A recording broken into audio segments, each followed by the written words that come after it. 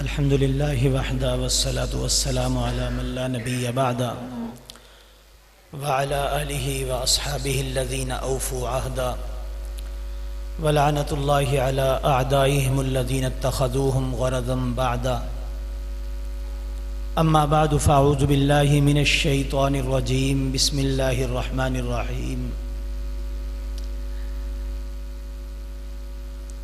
ما آتاكم الرسول فخذوا وما نهاكم عنه فانتهوا واتقوا الله إن الله شديد العقاب. صدق الله مولانا العظيم وصدق رسوله النبي الكريم ونحن على ذلك لمن الشاهدين والشاكرين والحمد لله رب العالمين. میرے انتہائی واجب الاحترام علماء اکرام، استاد محترم استاد العلماء حضرت مولانا فیض اللہ خان صاحب، استاد العلماء مخدوم و مکرم مفتی محمد افضال صاحب، حضرت مولانا عبد القادر صاحب، مولانا قاری سعید صاحب، مولانا رفیق فرحان صاحب، اور ہمارے دور سے تشریف لائے ہوئے مہمان میاں محمد قاری عارف طاہر صاحب تشریف فرما ہیں. میں زیادہ وقت نہیں لوں گا، موضوع کی مناسبت سے چند باتیں عرض کروں گا. مجھ سے قبل ہماری جماعت کے ورکر، کارکن، ذمہ دار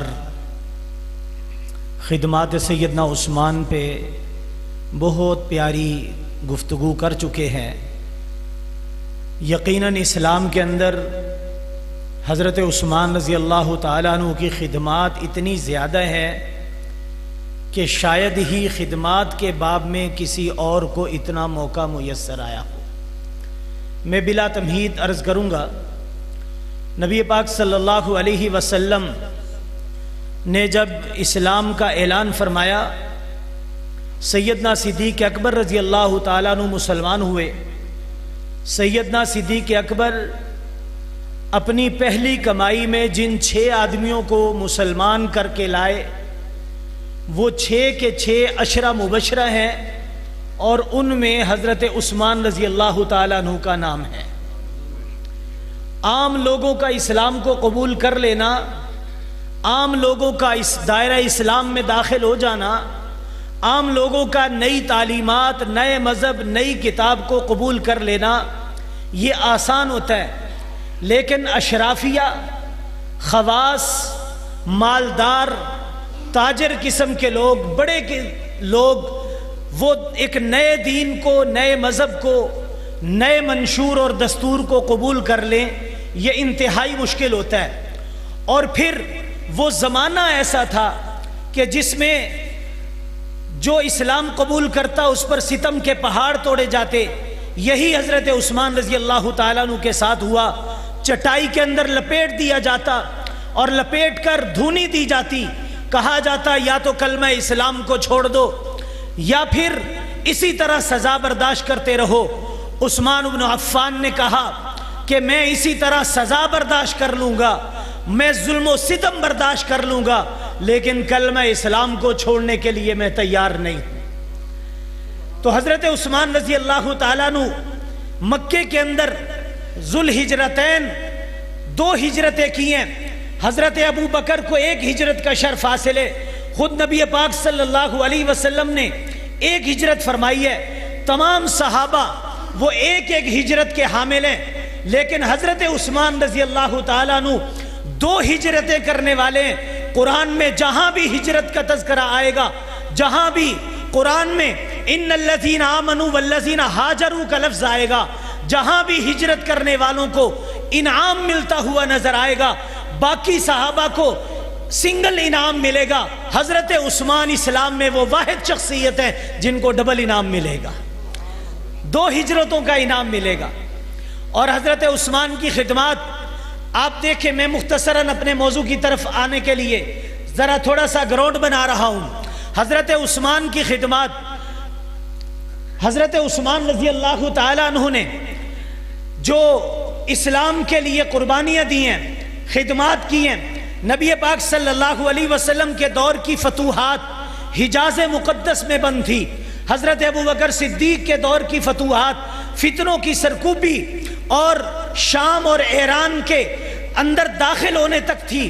پھر حضرت عمر کا زمانہ آیا تو عمر کے زمانے میں جس وقت عمر رضی اللہ تعالیٰ عنہ منصب شہادت پہ فائز ہوئے، اسلام کا پرچم 22 لاکھ مربع میل پہ لہرا رہا تھا، لیکن جو ہی حضرت عثمان منصب خلافت پہ بیٹھے تو عثمان نے منصب خلافت پہ بیٹھتے ہی اسلام کا پھریرا پکڑا، اسلام کا جھنڈا اٹھایا، تلوار اٹھائی، لشکر کشی کی، اسلام کے مجاہدوں کو چلایا، تو اسلام 22 لاکھ مربع میل سے چل کر 44 لاکھ مربع میل تک پہنچا۔ نبی علیہ السلام، ابو بکر صدیق، عمر بن الخطاب، انہوں نے 22 لاکھ پہنچایا تھا، حضرت عثمان نے اسے ڈبل کر کے 44 لاکھ مربع میل تک پہنچایا ہے۔ پھر کفر کو تکلیف کیوں نہ ہو؟ 22 اور 22 44 ہوتے ہیں۔ دو آدمیوں سے، دشمنان اسلام کو سب سے زیادہ تکلیف دو آدمیوں سے ہے، ایک حضرت عثمان رضی اللہ تعالیٰ عنہ سے اور دوسرے حضرت امیر معاویہ رضی اللہ تعالیٰ عنہ سے، کیونکہ اسلام کے اندر خدمات سب سے زیادہ انہی لوگوں کی ہے۔ 22 لاکھ مربع میل سے اسلام کو اٹھا کر 44 لاکھ پہ پہنچایا۔ اسلام حجاز مقدس سے نکلا، شام کو پار کرتا ہوا تیونس، الجزائر، مراکش، لبنان، افریقہ کی سرزمین میں داخل ہو کے افریقہ کے سمندروں کو عبور کر چکا تھا، اور ادھر ترکی، قسطنطنیہ، افغانستان اور آذربائیجان، ماوراء النہر کی ساری ریاستوں کو عبور کر کے ایک طرف چائنا کے دروازے کو اسلام کھٹکھٹا رہا تھا تو دوسری طرف مکران کی سرزمین پہ بلوچستان کے اندر اسلام داخل ہو چکا تھا۔ یہ حضرت عثمان کی خدمات ہیں۔ اور پھر نبی علیہ السلام نے فرمایا دو لشکر، ایک لشکر جو قسطنطنیہ کی جنگ کرے گا وہ مغفور لہم لشکر ہوگا، دوسرا لشکر جو بحری بیڑا تیار کر کے سمندر پہ جنگ کرے گا وہ جنتی ہوگا۔ یہ دونوں لشکر جنہوں نے لشکر کشی کی، جنہوں نے سمندر کے سینے کو چیر کر قبرص فتح کیا، امیر معاویہ رضی اللہ تعالیٰ عنہ کی سربراہی میں، وہ بھی حضرت عثمان کے دور میں ہوا، اور جو قسطنطنیہ کی دہلیز تک پہنچے ہیں وہ بھی حضرت عثمان کے دور میں ہوا۔ اور پھر حضرت امیر معاویہ، چلتے چلتے بات عرض کر دوں، میں عرض کر رہا تھا کہ دو بندوں سے دشمنی ہے دشمنان اسلام کو، ایک حضرت عثمان سے جن کی خدمات کا خلاصہ میں نے آپ کے سامنے عرض کر دیا، دوسرا حضرت امیر معاویہ رضی اللہ تعالیٰ عنہ سے دشمنی ہے۔ حضرت امیر معاویہ رضی اللہ تعالیٰ عنہ جس وقت بحری بیڑا لے کے چلیں، حضرت عثمان کے زمانے میں 44 لاکھ مربع میل پہ اسلام پہنچا تھا۔ حضرت امیر معاویہ رضی اللہ تعالیٰ عنہ نے جس وقت بحری بیڑا چلایا اور اسلامی فتوحات کو آگے بڑھایا تو حضرت امیر معاویہ رضی اللہ تعالیٰ عنہ نے 44 سے اٹھا کر 64 لاکھ 65 ہزار مربع میل پہ اسلام کو پہنچایا ہے۔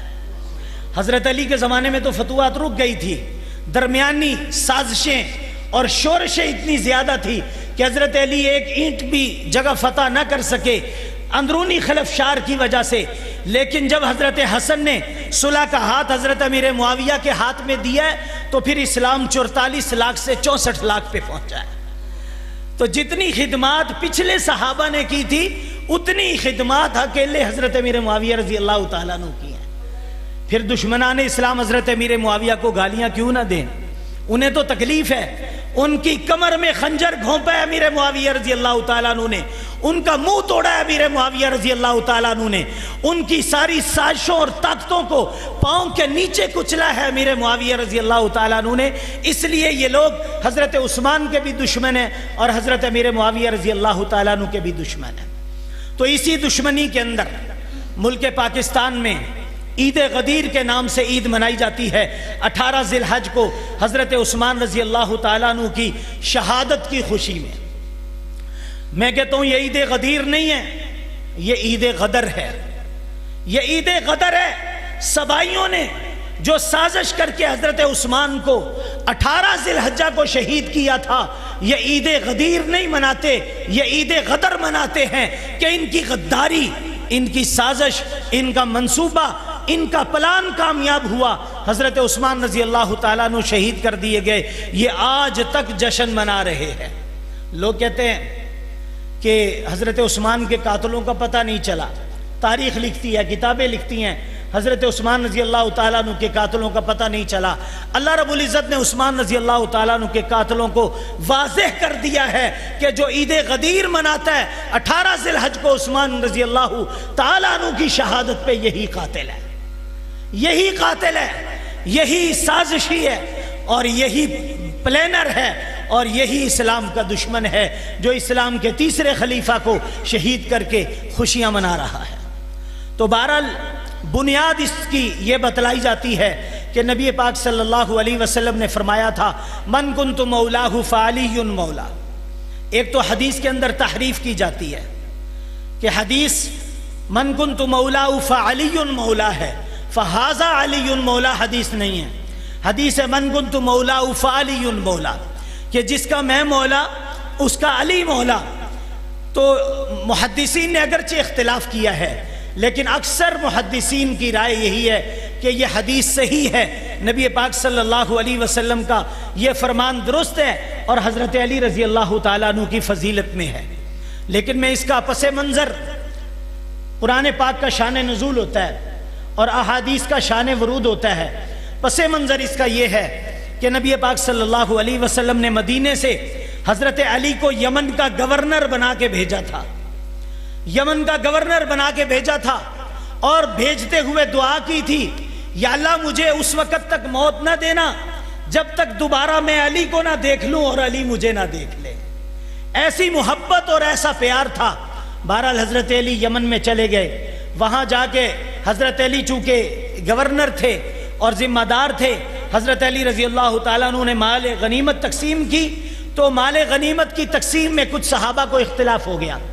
ادھر نبی پاک صلی اللہ علیہ وسلم حج کے لیے روانہ ہوئے، مکہ المکرمہ میں پہنچے، حج کے موقع پہ حضرت علی اپنے ساتھیوں کے ساتھ تشریف لائے، نبی پاک صلی اللہ علیہ وسلم کے ساتھ قربانی میں اور حج کے مناسک میں شریک ہوئے۔ تو صحابہ کو جو شکایات تھی حج کے بعد صحابہ اکرام نے وہ نبی علیہ السلام کے سامنے پیش کی۔ اپنے امیر سے شکایت ہو ہی جاتی ہے، حکمرانوں سے شکایت ہو جاتی ہے، یہ ایک فطری عمل ہے۔ آج ہمیں بھی اپنے حکمرانوں سے بہت سارے گلے ہیں، بہت ساری شکایتیں ہیں، حکمران سے شکایت ہو جانا ایک فطری عمل ہے۔ صحابہ اکرام کو بھی حضرت علی سے شکایات ہو گئی، انہوں نے نبی علیہ السلام کے سامنے شکایات پیش کی، آپ صلی اللہ علیہ وسلم سنتے رہے۔ حضرت بریدہ اسلمی فرماتے ہیں کہ میں نے نبی علیہ السلام سے کہا کہ اے اللہ کے رسول، حضرت علی نے یوں کیا، انہوں نے یوں ظلم کیا۔ تو نبی پاک صلی اللہ علیہ وسلم نے تحقیقات کی، سارے لوگوں سے پوچھا، جب تحقیقات ہوئی تو پتہ چلا کہ حضرت علی رضی اللہ تعالیٰ عنہ بے گناہ ہیں، حضرت علی کا کوئی گناہ نہیں، کوئی غلطی نہیں، کوئی خطا نہیں، حضرت علی رضی اللہ تعالیٰ عنہ صاف ہیں۔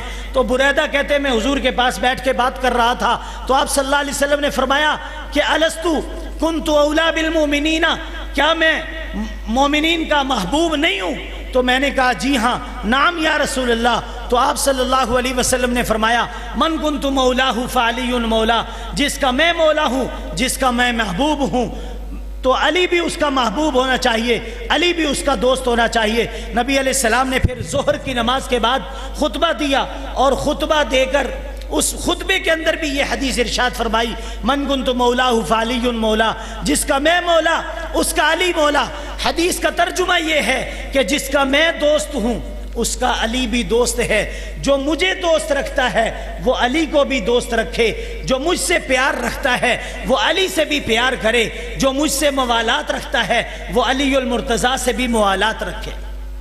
تو نبی پاک صلی اللہ علیہ وسلم نے یہ حدیث ارشاد فرمائی۔ حضرت عمر رضی اللہ تعالیٰ عنہ سب سے پہلے اٹھے، حضرت عمر اٹھے۔ مختلف کتابوں کے اندر یہ حدیث ہے، ترمذی شریف کے اندر موجود ہے، اور مسلم کی شرائط پر یہ حدیث ہے، اور اسی طرح مسند امام احمد ابن حنبل میں بھی ہے، معجم طبرانی میں بھی ہے، کنز العمال میں بھی ہے، سنن ابن ابی ماجہ میں بھی ہے۔ تو مختلف احادیث کے اندر یہ حدیث موجود ہے. حضرت عمر اٹھے, فرمانے لگے ہنیئا لک یا علی اصبحت و امسیت انت مولا لکل مومن و مومنہ. اے علی تجھے مبارک ہو, تو صبح کرے گا شام کرے گا, اس حال میں کرے گا کہ تو ہر مومن کی محبت کی جگہ پہ ہوگا. تو سب سے پہلے مبارک دینے والے عمر رضی اللہ تعالیٰ عنہ ہیں. اس بات کو یاد رکھیے گا. لوگ کہتے دشمنی تھی, لوگ کہتے نفرت تھی, لوگ کہتے پیار نہیں تھا, محبت نہیں تھی. حضرت علی رضی اللہ تعالیٰ عنہ کی فضیلت سن کر سب سے پہلے مبارکباد دی ہے تو عمر ابن خطاب رضی اللہ تعالیٰ عنہ نے دی ہے. اب یہ حدیث آپ صلی اللہ علیہ وسلم نے ارشاد فرما دی. مدینے کے راستے میں جب مکے میں لوگ حج کے لیے آئے تھے تو حج کے لیے توجہ فرمانا, میں مختصر شارٹ کٹ عرض کر رہا ہوں, موضوع بہت لمبا ہے. مکے میں لوگ تشریف لائے تھے, ہر طرف سے لوگ آئے, تقریباً 1,44,000 کم و بیش صحابہ اکرام مکے کے اندر موجود تھے. تو یہاں ایک اور بات, ایک اور نقطہ آپ سے عرض کر دوں. اللہ نے جتنے انبیاء بھیجے ہیں, حضرت آدم علیہ السلام سے لے کے نبی علیہ السلام تک جتنے انبیاء تشریف لائے ہیں, اتنے اللہ نے صحابہ اکرام کی تعداد بھی رکھی ہے. انبیاء کے بارے میں بھی 1,24,000 کم و بیش, اسی طرح صحابہ کے بارے میں بھی جو تعداد آتی ہے وہ 1,24,000 کم و بیش کی تعداد آتی ہے. اور اسی طرح انبیاء کے اندر 2 قسم کی شخصیات تشریف لائی ہیں. ایک قسم کی شخصیات نبی بن کر آئی ہے اور دوسری قسم کی شخصیات رسول بن کر آئی ہیں. نبی بن کر جو شخصیات آئی ہیں وہ زیادہ ہیں, اور رسول بن کر جو شخصیات آئی ہیں وہ 313 ہیں. تو 313 شخصیات جو رسول بن کر آئی ہیں, رسول اسے کہتے ہیں جو اپنی کتاب لائے, جو اپنا دین لائے, اپنی شریعت لائے, اسے رسول کہتے ہیں. تو صحابہ اکرام رضوان اللہ تعالی علیہم اجمعین نے کو جو اللہ نے شرف بخشا ہے, وہ اللہ نے 313 رسول جو بھیجے, ان کی جگہ اللہ نے 313 اصحاب بدر دیے ہیں. اور کل انبیاء کی تعداد کے مطابق اللہ نے صحابہ اکرام کی تعداد رکھی ہے. تو 1,24,000 صحابہ مکہ میں جمع تھے. تو مکہ میں جو جمع تھے, اگر یہ حدیث خلافت کا اعلان ہوتا تو نبی علیہ السلام مکہ میں کرتے, سارے صحابہ کے سامنے کرتے. جب سارے صحابہ اپنے اپنے رخ پہ چلے گئے, چند صحابہ رہ گئے جنہوں نے مدینے جانا تھا, تو وہ مدینے کے راستے میں نبی علیہ السلام نے یہ خطبہ دیا. غدیر کہتے ہیں چشمے کو, راستے میں پانی پر قافلے رکا کرتے تھے, تو وہ پانی پر قافلہ رکا تھا, اس کو غدیر خم کہتے تھے. وہاں چشمے پہ حضور پاک صلی اللہ علیہ وسلم نے یہ اعلان فرمایا, من کنت مولا فعلی مولا. اس کو یار لوگوں نے بنا لیا کہ اس میں حضرت علی کی خلافت بلا فصل کا اعلان ہے. تو اہل سنت کے ہاں اس میں حضرت علی کی خلافت بلا فصل کا اعلان نہیں ہے, یقیناً نہیں ہے. کیوں؟ مولا کا ترجمہ نہیں کرتے. مولا کا ترجمہ خلیفہ بلا فصل نہیں ہے, مولا کا ترجمہ بادشاہ نہیں ہے, خلیفہ بلا فصل نہیں ہے. قرآن پاک سے اس کی سینکڑوں مثالیں مل سکتی ہیں. والمؤمنون والمؤمنات بعضهم اولیاء بعض انما ولیکم اللہ ورسولہ ان اللہ هو مولاه وجبریل ذالک بان اللہ هو مولا الذین آمنوا ذالک بان اللہ مولا الذین آمنوا ومن یتول اللہ ورسولہ. یہ تمام آیات, یا ایھا الذین آمنوا لا تتخذوا اليہود والنصارى اولیاء, یا ایھا الذین آمنوا لا تتخذوا عدوی وعدوکم اولیاء الا ان اولیاء اللہ. میں ترجمہ نہیں کر رہا, شارٹ کٹ اس لیے کر رہا ہوں, قاری صاحب نے مجھے ہاتھ بھی لگا دیا ہے تاکہ میں اپنے موضوع کو سمیٹ سکوں. ان تمام آیات کے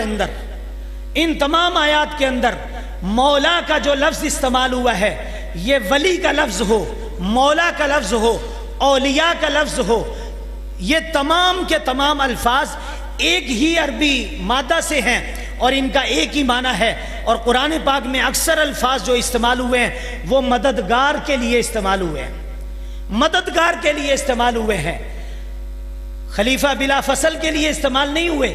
وگرنہ تو سورہ تحریم کی آیت دیکھیے, اللہ رب العزت فرماتے ان اللہ ہوا مولاہ, کہ نبی پاک صلی اللہ علیہ وسلم کا مولا اللہ بھی ہے. و جبریلو، جبریل بھی ہیں، و صالح المومنین، اور تمام صالح مومنین جو ہے وہ بھی نبی پاک صلی اللہ علیہ وسلم کے مولا ہیں۔ اس طرح تو تمام قیامت تک آنے والے صالح مومنین، حضرت علی تو کیا سارے صالح مومنین وہ خلیفہ بلا فصل بن جاتے ہیں۔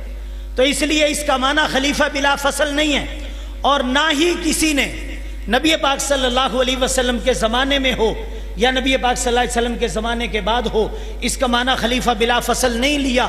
بخاری شریف کے اندر روایت ہے، حدیث نمبر 6266، بخاری شریف میں روایت ہے، حضرت عباس رضی اللہ تعالیٰ عنہ نے کا قصہ ہے کہ حضرت علی حضور کے پاس سے باہر نکلے، لوگوں نے کہا حضور علیہ السلام کا کیا حال ہے؟ حضرت علی رضی اللہ تعالیٰ عنہ کہنے لگے پہلے سے بہتر ہے۔ حضرت عباس نے ہاتھ پکڑ لیا، بخاری شریف سے پڑھ رہا ہوں، حضرت عباس کہنے لگے علی میں آل ابی طالب کے چہروں پہ جو موت کے آثار ہوتے تھے میں وہ حضور کے چہرے پہ دیکھ رہا ہوں، حضور کے پاس اب زیادہ وقت نہیں ہے، آؤ حضور سے پوچھ لیتے ہیں کہ آپ کے بعد خلیفہ کون ہوگا؟ علی رضی اللہ تعالیٰ عنہ کہنے لگے نہیں نہیں عباس میں نہیں جاؤں گا، اگر نبی علیہ السلام نے انکار کر دیا تو پھر یہ لوگ ہمیں کبھی بھی خلافت نہیں دیں گے۔ اگر من کنت مولا فعلی مولا کا معنی خلافت ہوتا تو حضرت علی اسی وقت حضرت عباس کو کہتے کہ حضور میرے بارے میں اعلان کر چکے ہیں، اب تم حضور سے کیا پوچھنا چاہتے ہو؟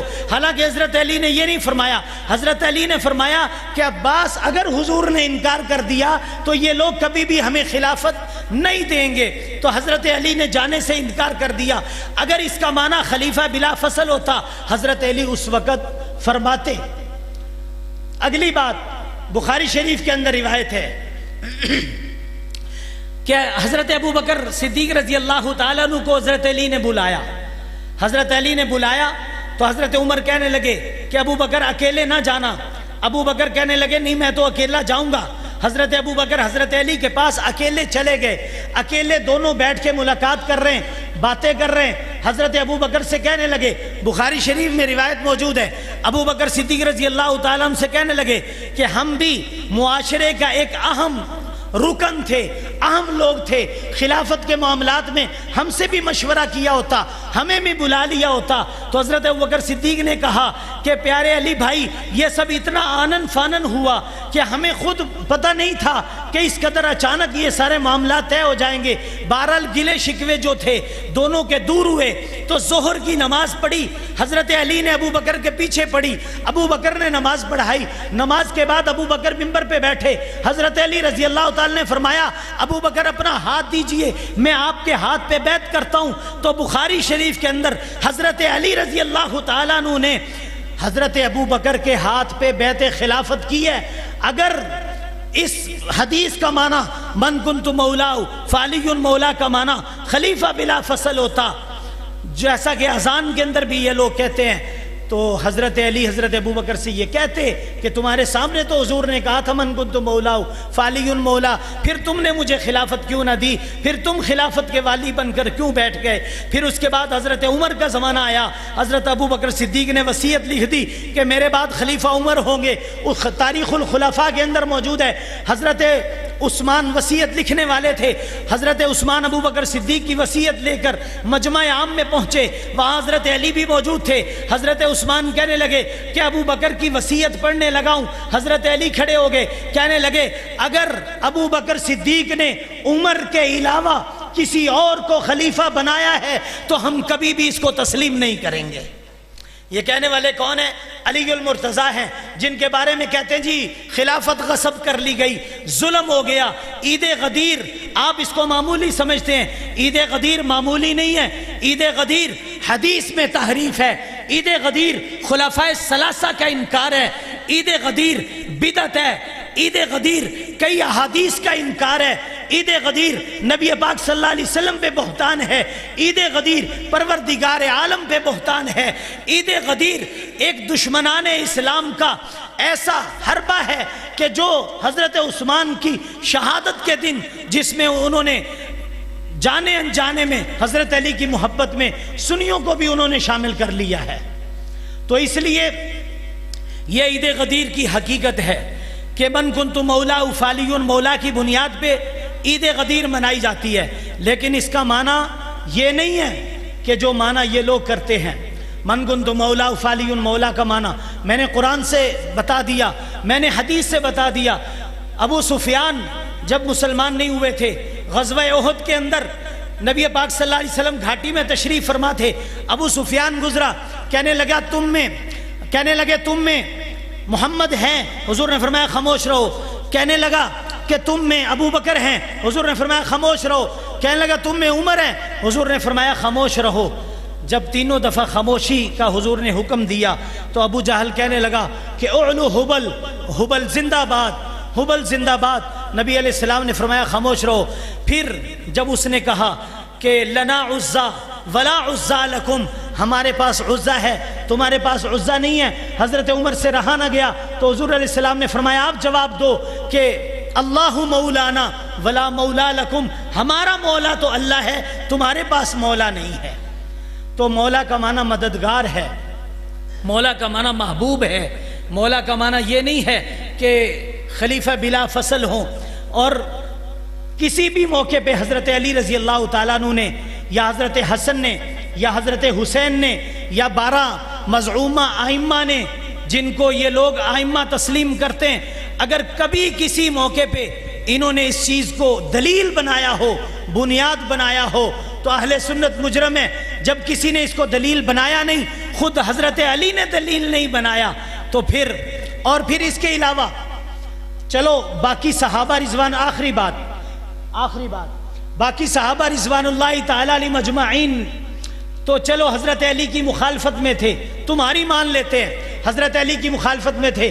جن 4 کو تم نے مسلمان لکھا ہے، حضرت سلمان، ابو ذر اور مقداد، جن 4 صحابہ کو تم نے حضرت علی کے ساتھ مسلمان لکھا ہے کہ باقی سارے صحابہ ابو بکر کی بیعت کرنے کی وجہ سے مرتد ہو گئے تھے، 3 صحابہ صرف باقی رہ گئے تھے، تو کسی دنیا کی کسی کتاب کے اندر انہی 3 صحابہ سے دکھا دیجئے کہ حضرت سلمان نے، حضرت مقداد نے، حضرت ابو ذر نے کہا ہو کہ حضور علیہ السلام نے من کنت مولاہ فعلی مولا جب فرما دیا تو پھر علی ہی خلیفہ ہے، پھر کسی اور کو خلیفہ بنانے کی ضرورت نہیں۔ حضرت ابو بکر صدیق کے خلیفہ بننے کے بعد ابو سفیان نے کہا، ابو سفیان آئے حضرت علی کے پاس، کہنے لگے آپ بیعت خلافت کا ہاتھ آگے کیجئے، میں آپ کے ہاتھ پہ بیعت کرتا ہوں۔ ابو سفیان کی بات کر رہا ہوں، ابو سفیان کی جس کو یہ یار لوگ گالیاں دیتے ہیں، سب سے پہلا علی کا سپاہی بن کے مدینے میں اٹھنے والے ابو سفیان تھے۔ کہنے لگے علی اپنا بیعت خلافت کا ہاتھ آگے کیجئے، میں بیعت کرتا ہوں اور حکم دیجئے مدینے کی گلیاں لوگوں سے بھر دوں گا۔ علی نے یہ نہیں کہا کہ من کنت مولا فعلی مولا، نہیں، بلکہ فرمایا کہ جب مسلح پہ ابو بکر کو کھڑا کر دیا گیا ہے، پھر علی کی کیا مجال ہے کہ وہ تخت خلافت پہ آئے، پھر علی کی کوئی مجال نہیں ہے۔ تو اس لیے یہ عید غدیر یہ ایک دھوکہ ہے، یہ اسلام میں ایک اضافہ ہے، یہ خلفائے ثلاثہ کا انکار ہے۔ جانے انجانے میں اس کے اندر کبھی بھی شمولیت اختیار نہیں کرنی چاہیے۔ حضرت عثمان رضی اللہ تعالیٰ عنہ کی شہادت پہ یہ دشمنان اسلام کا خوشی کا اظہار ہے، اللہ انہیں ذلیل فرمائے، تباہ و برباد فرمائے۔ سنی علماء کونسل صحابہ کرام رضوان اللہ تعالیٰ علیہ مجمعین کے تحفظ اور دفاع میں کھڑی ہے، انشاءاللہ کھڑی رہے گی۔ آپ حضرات حسب استطاعت، آپ حضرات حسب توفیق، حسب استطاعت ہمیشہ سنی علماء کونسل کا ساتھ دیں، اور جب بھی سنی علماء کونسل کے قائدین جس موقع پہ صحابہ کی عظمت کے لیے بلائیں تو ضرور تشریف لائیں۔ 1 محرم کی ریلی آ رہی ہے، 1 محرم کی ریلی آ رہی ہے، آپ سے درخواست ہے خود بھی 1 محرم کی ریلی میں شرکت فرمائیں اور دوسرے احباب کو بھی ساتھ لے کے آئیں۔ آخر دعوانا الحمدللہ۔